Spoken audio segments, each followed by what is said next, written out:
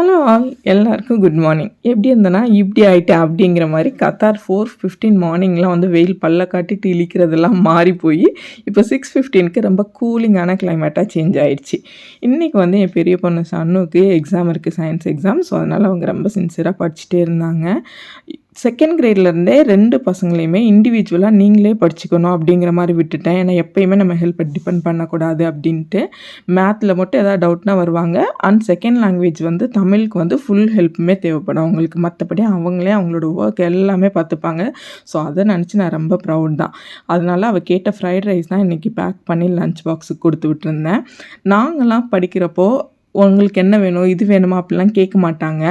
ஏன்னா அப்போ 3 பசங்க இருந்தோம். எல்லாருக்குமே பேக் பண்ணி கொடுத்து விடணும். அவங்களும் அவங்கவுங்க வேலையை பார்த்துட்டு போகணும், பாட்டி, அம்மா, அப்பா எல்லாரும்.